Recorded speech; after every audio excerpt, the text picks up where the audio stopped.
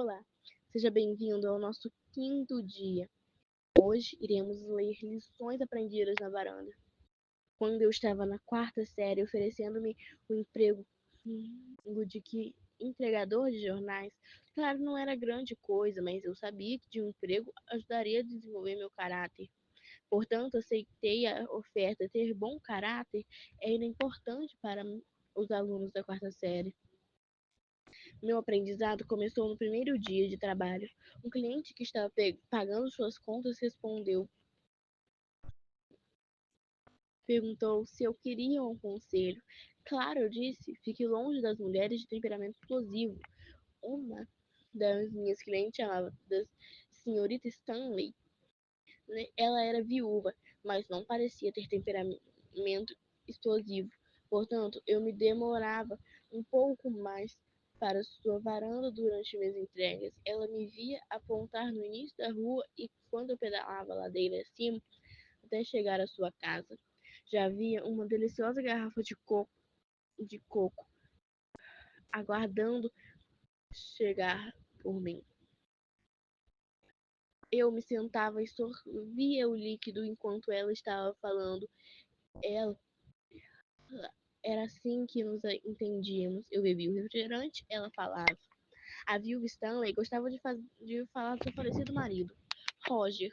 Roger e eu fizemos compras no supermercado esta manhã, ela dizia. A primeira vez que eu vi isso, levei um susto e a coca entrou pelo meu nariz. Aquelas eram tempo que as cocas eram apenas refrigerantes e não droga. E quando ela entrava pelo nariz da gente, não era crime nenhum, apenas um pouco desconfortável. Voltei para casa e contei para meu pai que a senhora Stanley falava que o senhor Stanley como se ele ainda estivesse vivo. Meu pai disse que talvez ela se sentisse solitária e que eu deveria limitar a ouvir, balançar a cabeça afirmativamente e sorrir. Talvez esse procedimento pudesse ajudar a resolver o problema dela. Foi o que fiz. Imagine se essa seria a maneira de devolver meu caráter. Meu pai tinha razão. Depois de alguns verões, ela parece ter contado em que deixar seu marido descansar em paz no cemitério do sul. Nos dias de hoje, teríamos recomendado um psiquiatra, senhorita Stanley. Mas na época, tudo o que ela possuía era uma cadeira de rodas, uma cadeira de balanço na varanda e os ouvidos de um entregador de jornais, o que aparentemente lhe bastava. Desisti do meu emprego de entregador de jornais logo após ela ter abandonado o antigo hábito. Ingressei no lucrativo servidor de cortador de grama. Não vi a viúva Stanley durante vários anos, e de repente nossos passos se cruzaram no jantar beneficente anual da igreja cristã.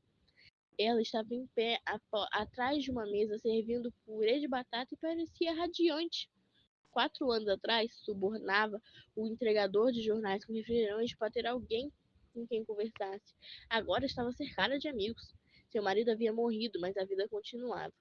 Ela vivia em comunidade e seu rosto radiava amor.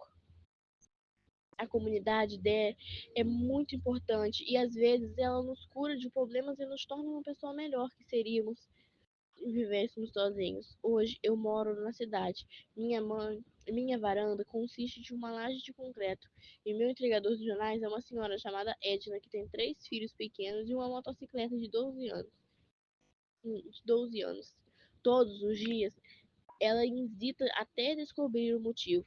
Edna é uma senhora bondosa e às vezes finge que tenha um problema só para que ela se demore mais um pouco.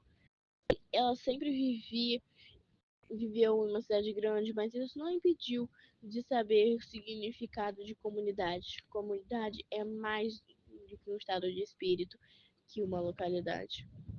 Não a encontramos quando alguém pergunta. Então, como vamos a fazer perguntas por quem interessa por nós, não por quem está sendo pago por o dia. 2000 anos atrás, um presbítero da igreja chamado Pedro nos deu a receita para vivermos em comunidade. Acima de tudo, porém, ele escreve: tendo amor intenso uns para com os outros, porque o amor cobre a multidão de pecados. 1 Pedro 4:8. Isso significa que todos amamos uma pessoa, precisamos ser cegos aos defeitos dela. Foi mais ou menos isso que o meu pai me falou sobre a viúva do Stanley. Às vezes basta movimentar a cabeça, afirmando e sorrir. Os psiquiatras dão esse tipo de comportamento o nome de síndrome da negação. Mas nós, mas nos tempos em que eu entregava jornais, o nome era compaixão, amizade. Vamos orar.